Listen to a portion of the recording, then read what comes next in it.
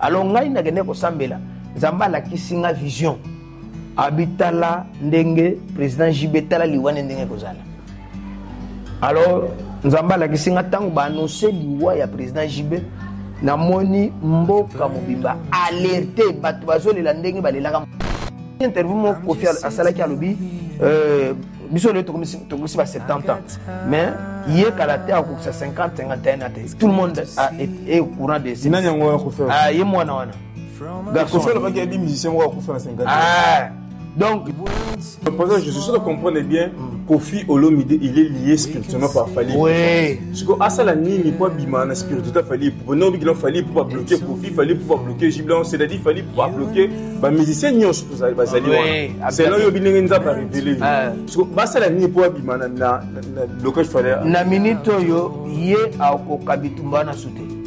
Kofi a kotika la source ko ça la succès Kofi nzamba comme ce qu'on a besoin ya nzamba comme réclamer.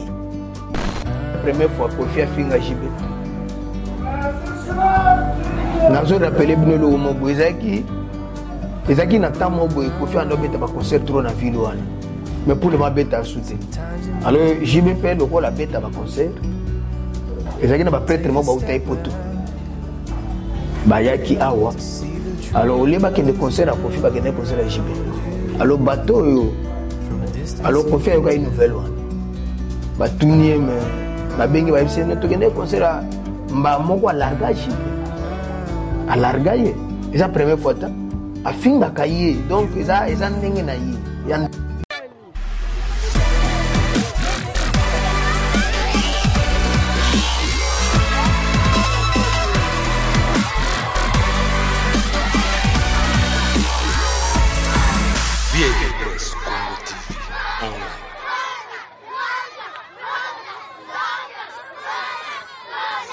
Kinshasa mbote Brazzaville, mbote diaspora, mbote mokili bombimba, obolanda la chaîne bino VIP Presse Congo Télévision, la meilleure chaîne.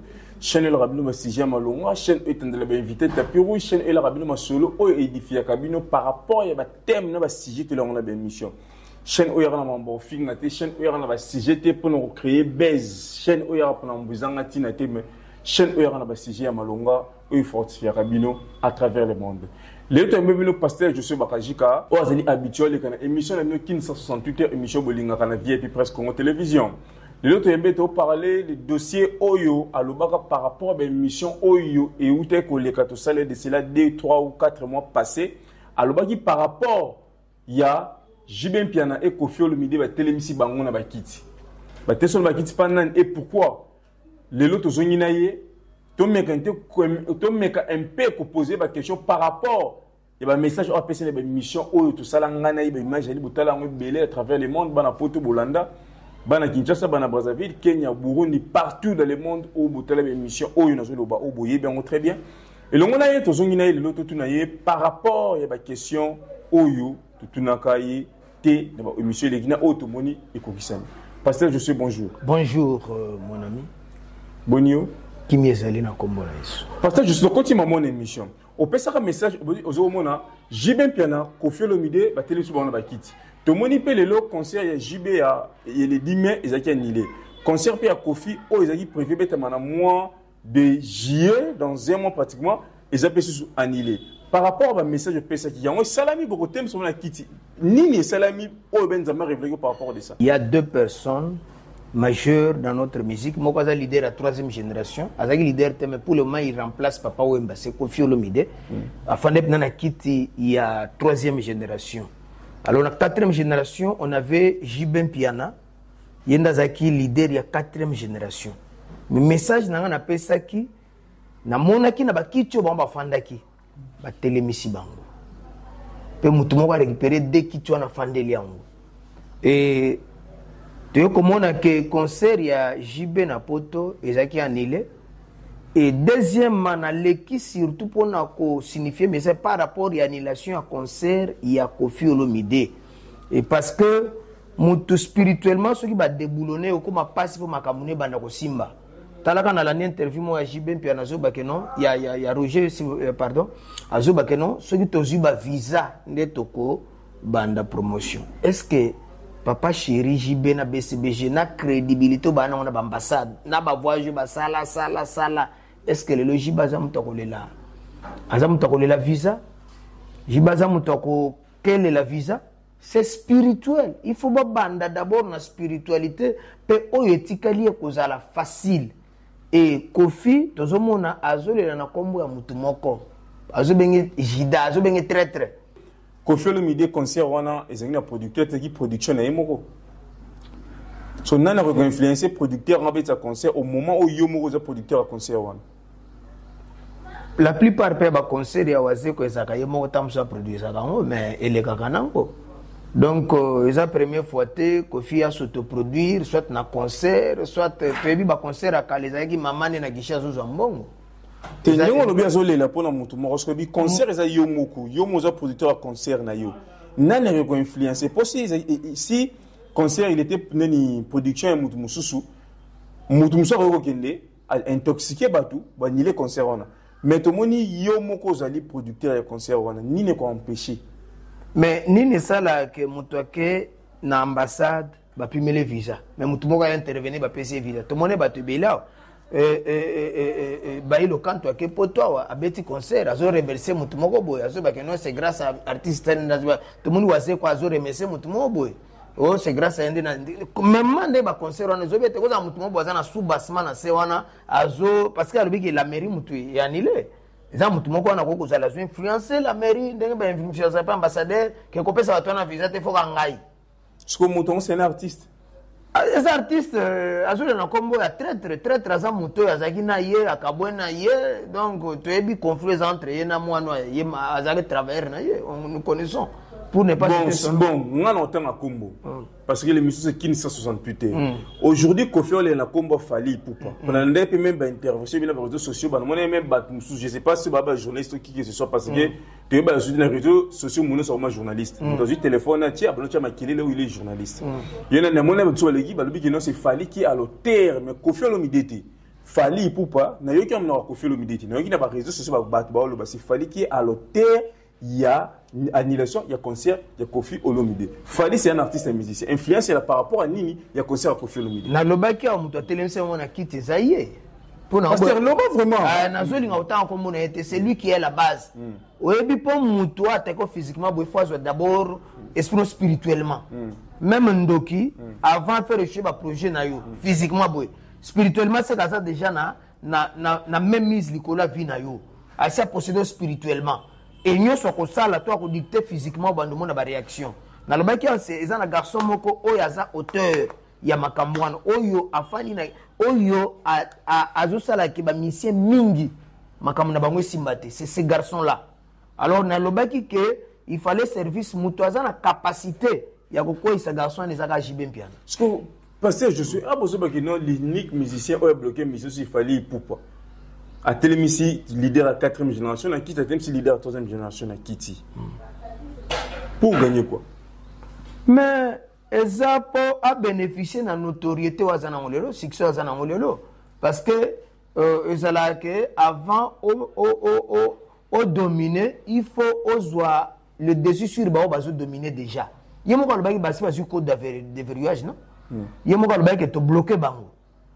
Mais batubazo so maloba wana lokona ba jeu mais za makamoko spirituel ti abimaka zemba biloko na zo ebisabino c'est que na spiritualité aza déjà sûr alors mutu aza na possibilité ya ko décanter situation nezaka uniquement JB mais toi moi JB pianato zo disque d'or certifié au monaki te Sankara leki abi disque wana biso to ki amonte comment to kondimake na internet oui batu batali yango non Sankara za crédible te alobaki disque d'or on eza yango te problème ezali même c'est la structure moins sérieuse problème ezali écho ya album sur terrain mais plus de 50 000 exemplaires vendus mais ozo comprendre te eza na bato belé jiba umelaki ya misi album te bato musu ba télécharger en terme en titre ya curiosité ba yoka musala bato musu ba télécharger pour ça kitoko ba travailler par rapport ya nini téléchargement mutu ako na komona nga pe vidéo mo na télé ezo leka et c'est kinga ya isobe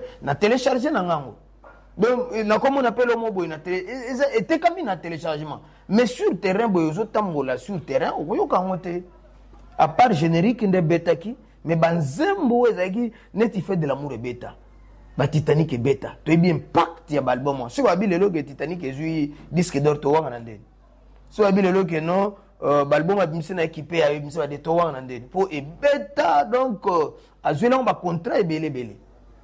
C'est pour cela aux hommes on a battu non disque on est yokanité. Et ça ka il y a jiben de yokanité même il y a oui réseau kanate.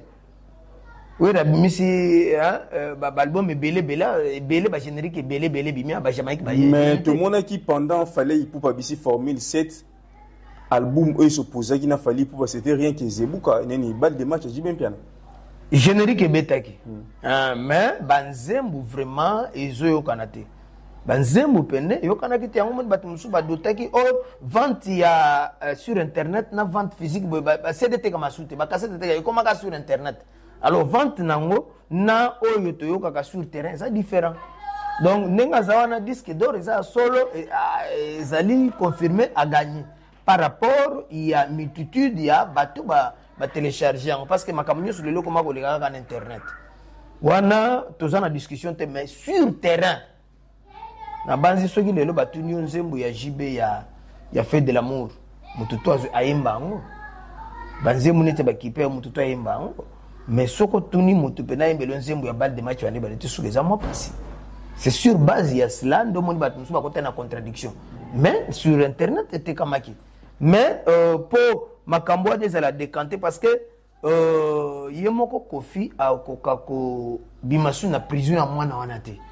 Parce que Azali pris. Donc, par exemple, je suis sûr que vous comprenez bien, Kofi Olomide, il est lié spirituellement par Fali. Oui. Parce que Asala Nimi, pas Bimana spirituellement, Fali. Pour non, il fallait pour pas bloquer Kofi, fallait pour pas bloquer Giblon, c'est-à-dire fallait pour pas bloquer les musiciens, ils sont tous Azali. C'est là où il y a révélé. Parce que Asala Nimi, pas Bimana, na blocage fallait. Na minute yo, yé a okabitumba na soute. Kofi a kotika la sous ko ça la succès. Kofi Nzamba comme ce qu'on a besoin il y a Nzamba comme réclamer comme serviteur de Dieu donc ba message c'est bimé belé ezaka ngate ba mamé belé ba si ba leki ba te belé ba bige Kofi a commis na suka il faut bongola mutema ngape na zo message wana ba bia za na choite et loko ko délivrer na pouvoir ya mwana wana ezaka prière ezaka Yesu yemoko pona musunyi ba ko kate par contre jiba na za pouvoir mais jibe na makasi nete fuba aider na ba pasteur nde na senga to kutana ye nde akoye bande to ko sala service na ko ki interview mo Kofi asala ki alobi biso le to ko si ba 70 ans mais yé karaté a ko 50 51 ate tout le monde est au courant de ça nanya ngona ko faire yé mwana wana garçon ko ba ke bi musicien mo ko faire 50 donc jibe so to kutana ye to sali service wana mwana na ko umela te donc a okende. Donc, à ça, on a mis.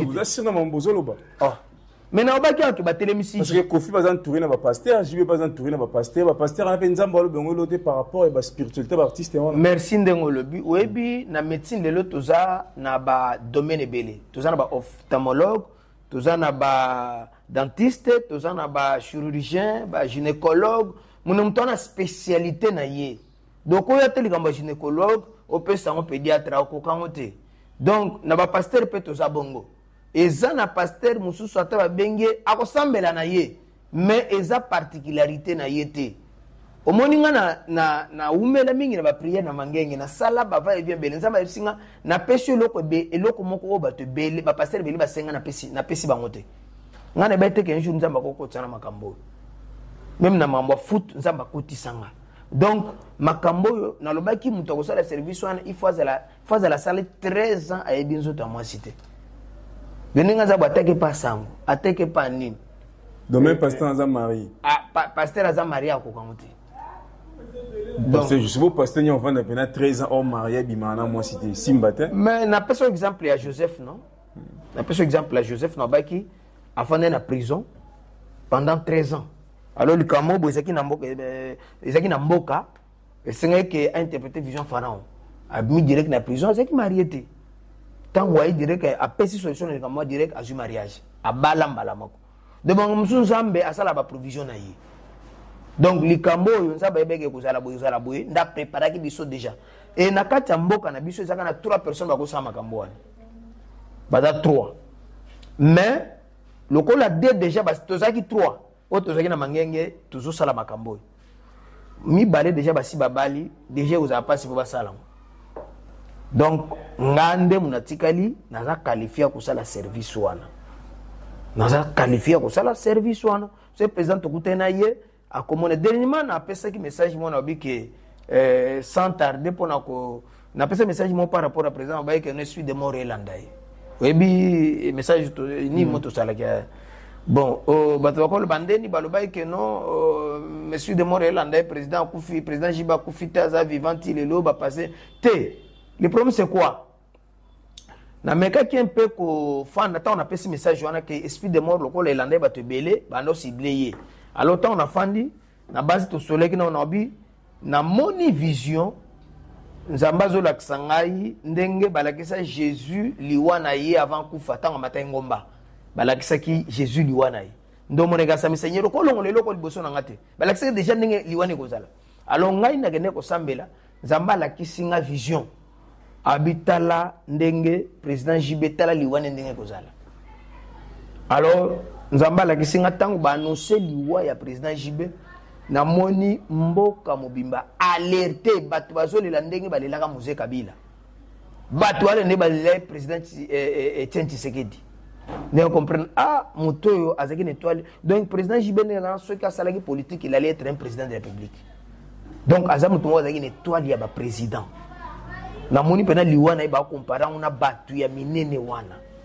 Alors, Azamutu moko. Vous êtes ensemble pour nous. Tant que nzamba lakisho likambo, il faut osambela pona. Pon nzamba lakisho pambate. Nde na zwa kita na sambe na nzambe longola. Permettre ata likambo tel mais ko permettre te akufa. Déjà na batebeli basambela pona ba JB pona ba artiste minene batu baye bakati. Ba mo pe baye ba teke batu tel basambela pona biso. Ba mo pe ba identifier batu monte. Ezana ko batu basambela pona président public. Et ba ze belé. Bango pende bazana ezana batu oyo tellement lingake mingi akomona likamonza malakisa bi seigneur ko permettre ngote alors nde eloko to salaki ce qui est révélé est condamné par la prière alors yango moni nzambe tango lakisipso eloko to sambeli et nzamba prêter vie akopesa vie mais plus tard aiba ke nzamba o réclamer kaka mais likambo ezana mesa o ezali a récupérer o ezali succès ba mission tu ya Congo parce que mon to fungole porte batutu baza bloqué ezana mutu moko te akoyeba na kosala succès ndenge to mona banzemu na bango sana ba Pentagone ba nini eza pasi ko ça ba wera baza bloqué yo somo wera kutu administration combien de nzembo tous ces pays si bas générique wana elimwe kabo sans cela Jamaïque administration ba générique c'est combien abi c'est ce que départ unique tala na laquelle on mabete mais ko simbate départ unique wera simbate et ko simbate po tous ces pays si bas ils générique moi qui to comme simbate bon départ unique simbate. Il faut pas régler non la spiritualité, il faut pas récupérer pouvoir à Wenge. Pouvoir à Wenge est pris en otage. Par qui? Mouta a fumé les portes on les a jibé. Azoy personne a yambi, enzo kane personne a une mission. Yango moni. Il faut le voir bien. Azoy il fallait yambi. Kasi mouta soutenir na droit chemin. Donc Jiba a soutenu Fali na droit chemin. Oui, na album na liboso tango longwe a se réfugié de pas Jibé. Jiba pese ba bon. Enzo kane personne a une mission na ye. Yango moni lo a Idrisha tipo azo le kazo finga jibe yuma aza yuma c'est que Idrisha tipo muta mena poto eza fali muta finga yuma po na nini po ayambaki asungaki me ya ki po a étouffé alors eloko wana eza pasteur dina okokangote na yebi ke président Jiba ke n'est pas passé mukuna ke n'est pas basangwe ba okokangote za niveau na bangote bazana ko basala nzambe mais mon amutana domaine na yi de nzane na otolo ba médecin aso memele likambo au que pas gynécologue au que pas gynécologue vous avez besoin pédiatre et simbate parce que je suis tout monde qui na souka émission hollandais phénomène ya ba audio audio mo zotambola ya Koffi Olomide o ya lobi que Jibin pena c'est un petit devant lui alobi Jiba déficient mongo yimo asaka na nini so déficient mongo kwea ala tablamba ba chino hollandais qui on a séparé la réponse à maman Biliabel. Alors baki ils ont vraiment Koffi to ba monter couteau réellement Tony. parce que Kofi Adotine na mutu mususu mutu anda jui a balancer. Est-ce que c'est la première fois Kofi a finga JB? Nazo rappelé bino le mobo ezaki na tamo boy Kofi ando beta ba concert trop na ville wana. Mais pour le ma beta souté. Alors JB pe loko la beta ba concert. Ezaki na ba prêtre mo ba utai poto. Ba yaki awa. Alors ole ba kende concert a Kofi ba kende concert a JB. Alors bateau yo. Alors Kofi a une nouvelle one. Ba tunie mais ba bengi ba bise no to kende concert a mba moko a larga JB. A larga ye. C'est la première fois ta. A finga kaye. Donc eza ndenge na ye. Ya ndenge na ye. Ya marque na ye. Donc ce ba odouane bimi eza na monte ke ba ko selebo eza makambo solo. Ya voix na ye. Il n'y a rien à douter. Et il n'y a rien à douter. Donc makambo wana eza pourquoi bima banda kalante bimikasi.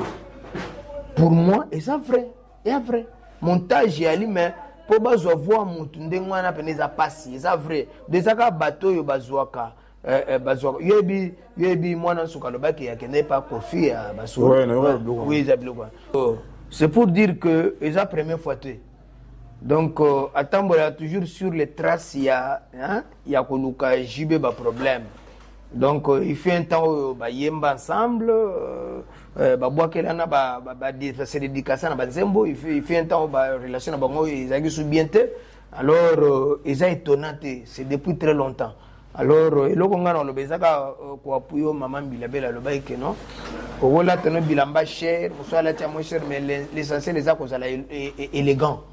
Ça dit yo ko la telamba ya $1000 ngala tina nga 5000 mais ngana bimi bien yo mutoleta $1000 obimi élégant donc na minute wana ba ko considérer mutu oyo abimi élégant ngana nazana ndeko moko azaka na poto ya kaza na mbongo alata ka biloko poto mais so telemina yebo ngana lati batu bakanisa ngande na uti poto ya salakao donc kolata eza lokwa bandeko na biso wemba loba isifika nzoto edima donc kolata eza kisite eza technique mutu muso kolata biloko cher mais isimbi na ngote parce que juste comme sur émission batu ba retenir nini en bref par rapport ya Fali pour prendre le kangiba musicien message clé ne peut ça pour na télé émission au nom du non fallait kangiba musicien je retenir bango message nous à l'ensemble l'émission de Sali na 1 minute au pesani problème nanga na lobenga na lobakaka JB na Kofi oyo baza ba leader moko a 3e moko a 4e mais ba telenso on a quitté tu de remarquer que bango bali ba concert ngo bazaki na promotion makasi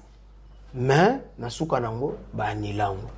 Donc bata la grandeur na ba en place ba outi bazay ko souffrir na makambo wana te mais si ba moni makambo ne ko peut c'est qu'il y a un problème spirituel qu'il faut ba régler même mutoazana clé à régler makambo wana je l'ai toujours dit c'est Jibin Piana il peut renverser la tendance a ko ramener victoire na quand il y a clan wenge pour na minute clan wenge ils a lokola vraiment ils a effacé na donc batu bazoko se souvenir na muka kana banzemo na wakala mais pour le moment sur le terrain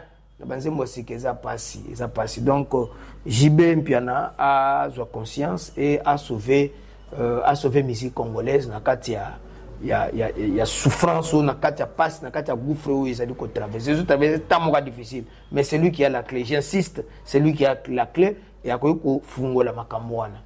Merci Vande Walandi émission qui est 68 heures to comme na suka émission na biso bokini passer je sois répondre à des questions de tunier pe bino bo commenter bino bo bota là bo commenter par rapport et c'est juste le belé ko finga ti ama finga za raté poser question na yo so posinga zonga cette émission pour na sujet pour la prochaine fois to inviter zonga comment poser question na yo ama finga za raté poser question na yo par rapport et sujet au to le belé cause la hors sujet question les ala bien orienté, bien posé par rapport à la question, il y a sujet autre belle émission. Restez toujours branchés dans votre chaîne VIP Presse Congo Télévision. La suite au prochain numéro. Que mon Dieu vous bénisse partout dans le monde. Bye.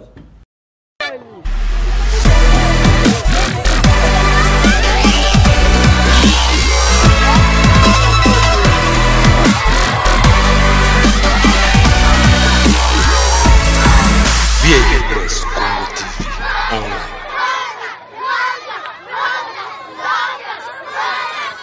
VIP Presse Congo TV online.